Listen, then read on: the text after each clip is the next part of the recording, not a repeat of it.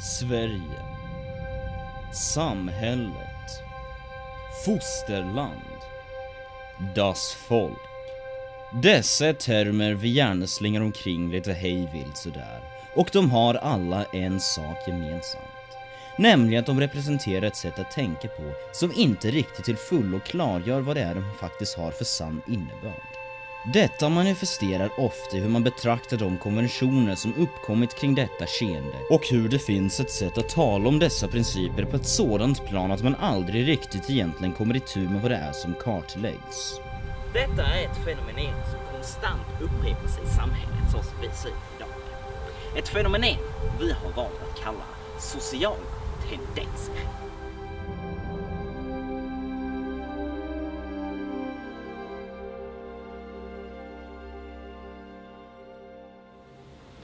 Sverige har funnits geopolitiskt i tusentals år. Under detta namn några 100 år färre. Enligt tradition så säger man att Sverige grundades på 1500-talet av Gösta Eriksson. Men det var den här mannen, för det mesta bortglömd av historien, som 1848 uppfann samhället. Sven-Erik Sapanka Filbunke Marx den tredje är en enigmatisk figur. Vi vet att han föddes år 1803 i en gyttjepöl i Småland. Men efter detta ser vi honom inte igen förrän 1847 när han gav ut sin bok Sociala tendenser. En analys av de mönster som upprepas i samhällets struktur på ett regelbundet plan samt virkningstips på sidan 213. Boken tog världen, eller åtminstone ladan han bodde i, med storm. Genialisk, banbrytande, nyskapande. Detta är bara några få av de moderna samhällsvetare som hyllat Filbunke Marx mästerverk. Boken som inspirerat ett helt ny utgångspunkt för samhällsanalys, känd som den hypotetiskt sociala filosofin och dess utforskning av sociala tendenser. För att bättre förklara Filbunke Marx skrifter och sätt att tänka på har vi tagit hjälp av en expert på området. Filbunke Marx-vetare och självutropad zapangian Pernilla Trälborg Falk. Pernilla, vad är det alltså som gör just Filbunke Marx till en så intressant figur? Ja, alltså det man måste förstå det är att Filbunke Marx introducerade liksom ett helt nytt sätt att tänka på. Han har inspirerat hela den hypotetiska sociala filosofin. På hans tid så var det liksom inte så många som gav det här med sociala tendenser så mycket tanke. De hade ett annat sätt att se saker. Alltså när de andra människor tittade sig omkring, då såg de hus och människor och grusvägar. Ja, de brydde sig mest om, smörande och hästskoslipande och sånt man gjorde på den tiden. Men Filbunke Marx såg något större. De så mycket omtalade sociala tendenserna, de var det som han ansåg band ihop allting. Det var det som var samhället helt enkelt. Han satte ord på det och öppnade för diskussion. Tidigare var hypotetisk social filosofi, det var inget man pratade om, utan de brydde sig mest om vad man faktiskt gjorde till dagarna. Men Filbunke Marx utmanade denna norm genom att fråga vad det har för hypotetisk innebörd. Nu har vi alltså en uppfattning om när och hur konceptet om sociala tendenser först fostrades bland folk. Men det hjälper oss inte att förstå hur dessa faktiskt manifesteras i praktiken. För att besvara detta frågar vi ännu en expert.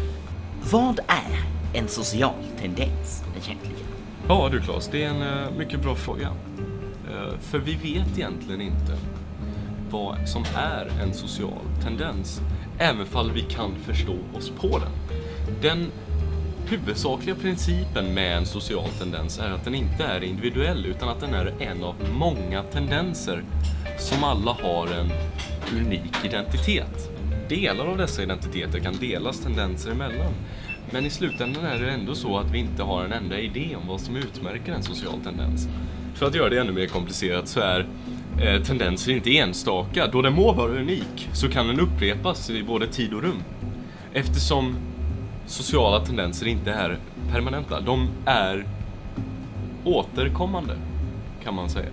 Vissa tendenser har varat i mänsklighetens historia medan andra har försvunnit igen på en vecka. Sociala tendenser är alltså inte ett enkelt objekt som går att mätas och analyseras rakt upp och ner, utan det är ett koncept lika stort som mänskligheten i sig självt. Och det är en lika stor del av detta koncept att det inte går att till fullo utforskas, även om vi kan förstå de komponenter som innefattas. Som en idé kan konceptet inte existera i ett vakuum utan definieras utav orden vi talar om ämnet. Det viktigaste att förstå är alltså det faktum att sociala tendenser manifesteras mer genom diskussionen vi för om innebördet i vad konceptet av vad en social tendens är och implikationen av konsekvenserna av agerandet som följer denna diskussion. Alltså att det vi gör efter att vi diskuterar någonting är en lika stor del av processen som vi för omkring subjektet vi diskuterar. För alla aktioner vi tar är baserade på idéer och intryck vi har om det som hänt oss tidigare. Och när man diskuterar ett fenomen är det hela egentligen bara ett nytt sätt att sprida ett koncept på som andra människor kan dra slutsatser ifrån och basera sina handlingar på. Och det är hela den här processen som vi kallar en social tendens. Jag hoppas att det svarar på din fråga. Ja, nu tror jag att vi alla lärt oss en eller annan sak om definitionen av en social tendens. Men allt det här är bara semantik. Det är som bra grunduppfattning om vad en social tendens är, men jag har fått nog av all denna lingvistik. Tycker ni inte det är dags att ta upp några specifika tendenser? Ja, vad är det egentligen som händer i samhället? För samhället står aldrig stilla. Folket rör alltid på sig, huruvida vi ser det eller inte. Och allting vi gör driver socialiteten framåt. Varenda aktion en människa tar tillför de principer som utgör situationen vi alla befinner oss i tillsammans. Från bråket utanför puben, till de skrikande barnen på lekplatsen, till stacken som missade tåget, till pervort i källan, bidrar alla lika mycket till vår sammanlagda identitet och propagerar de institutioner som vi vant oss att betrakta i omgivningen. Hur obetydlig en människa eller en aktion än verkar så har de alla en lika stor del i maskineriet. För att ta ett exempel har vi intervjuat Niklas Obvious Jogsetup. Han är en obemärklig student i ett obemärkligt villaområde med ett obemärkligt liv. Han kommer säkert aldrig åstadkomma någonting och ingen kommer att komma ihåg honom. Men vi har skickat in Klas för att gå under ytan. Så, Niklas, du är alltså student här nu, va? Man kan ju se det så som att samhället ger dig väldigt mycket. Utbildning, husrum, mat. Men vad ger du tillbaks egentligen? Jo, jag tänker väl att med min utbildning inom dynamisk temperaturreglerande ingenjörkunskap kommer jag väl förhoppningsvis i framtiden få jobba med det och bidra med min expertis.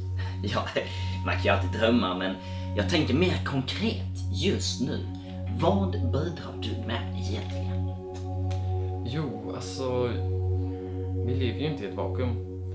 Så jag kanske inte gör något direkt, fast när jag interagerar med människor då bidrar jag ju ändå på mitt sätt.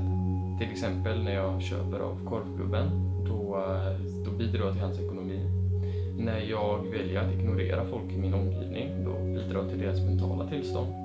Eller när det är en lördagkväll och då bidrar jag till alkoholiststatistiken. Eller när jag gamer i min källare. Så bidrar du genom att inte bidra till genpoolen, precis? Ja, jo. Fast jag kanske rent av hjälper mina föräldrar att vara mer effektiva genom min att glädja deras. Nej, nu ska vi inte överdriva. Okay. Men du förstår, det är just det här jag är ute efter. När vi alla föds här i Sverige så föds vi in i en process som varken börjar eller slutar med oss. Vi är bara nästa steg i ett händelseförlopp. Ja, precis. Fast jag är inte född i Sverige. Jag är ju född i Tjeckien.